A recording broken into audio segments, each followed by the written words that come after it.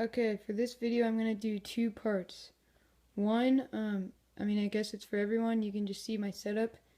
And the other half, it's going to be for like technical specs of like how I set up the Futaba and like how I set up the naza. So yeah, if you want to watch and like hear on how to set it up, just wait till the end and I'll tell you about that. Okay, here's my quad, the actual thing. It's the kit, DJI F450 flame wheel. It's that kit with the naza V2, as you can see there. So right here, this is just my quad. Everything is inside there. Like that's where everything is. The naza unit, the PMU, all that. This is the GPS. Here's the 4 motors, and the ESCs are just zip tied there. Here, this is what I strap on to Velcro it, the battery to the quad, and I reinforce it with more Velcro. This is just a cheap little gimbal I made for my camera. It has some shock absorbent stuff in it. And you can actually see the naza unit right there. And then I have my receiver, which is a Futaba S-Bus 2.4 gigahertz receiver right here. And I'm using S-Bus, so I only have to plug it in like one time instead of each plug for each servo for each channel. And then here's my LED, which that communicates to me. And I just mounted it on this little metal bracket and put some electrical tape on it.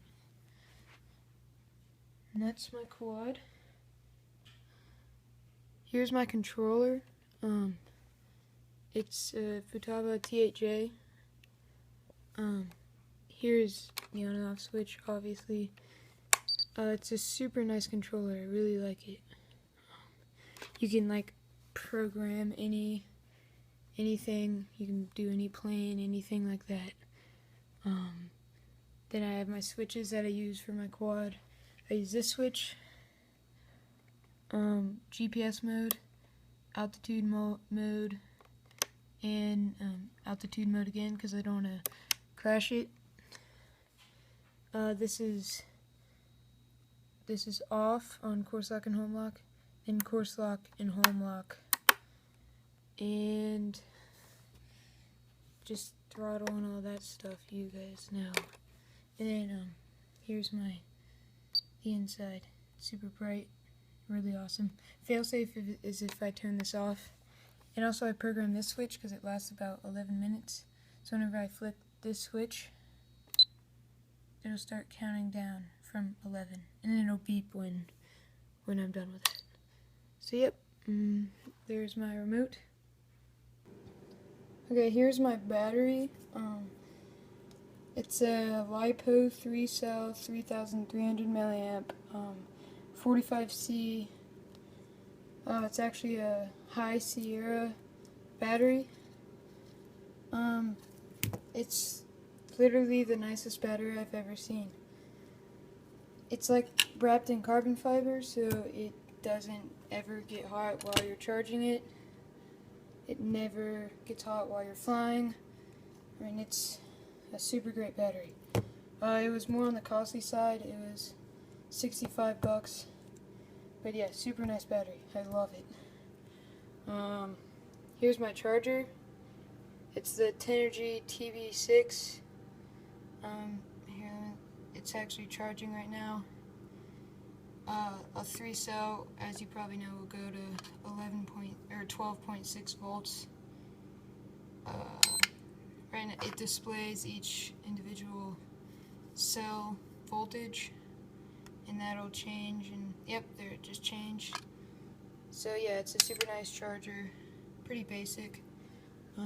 It was $60. So yeah, that's that's my charger and my battery. Right here, I have this Sharper Image action cam. I mean, it's a pretty good camera. If you're looking for just able to see the footage that you want to take on this, then this is good. Like, it's nothing compared to a GoPro. Like, I don't know, it's just a good camera to actually see what you want to see.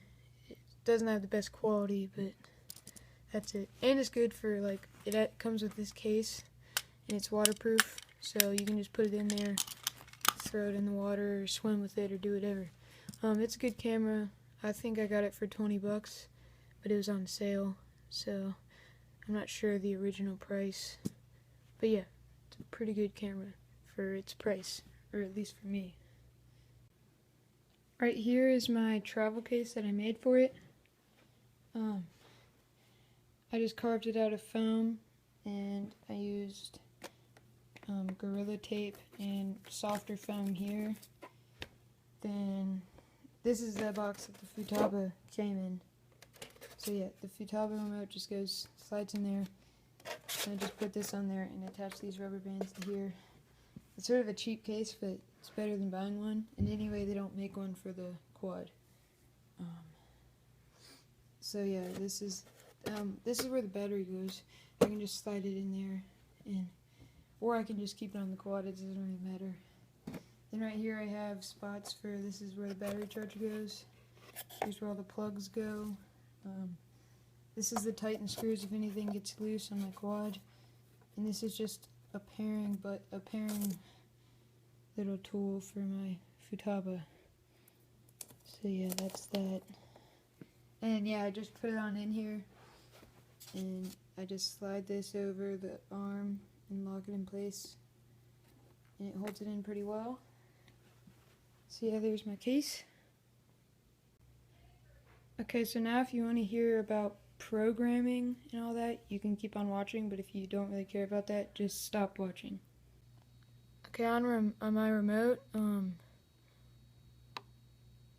you just go in the menu, model select, that's just naming it and everything like that. Model name, well, that's naming it also, I guess. This is to choose what model you want. Just say you have model like of an airplane or something, you can choose. And you want this in airplane mode, just so you know. You'd think it'd be in helicopter, but no. You don't have to mess with that. Go to endpoints. And this is for me, with all my switches which I showed you. You want this switch to be at 60 and 60, and this to be at 60 and 60. And that's that. You don't need to go through any of this. None of this really for the squad. And you want to go to aux channel. In channel 5, you don't need one right now, unless you want to do like camera tilt or something up here. Channel 6 is switch C. Channel 7 is switch E. Channel 8, damn, I'm not using one right now. For the quad, you just it'll like walk you through everything. So yeah, you should have the radio programmed to the quad. So just go into the naza assistant software and just follow the instructions. It's really not that hard. And if you have any questions, just ask me in the comments.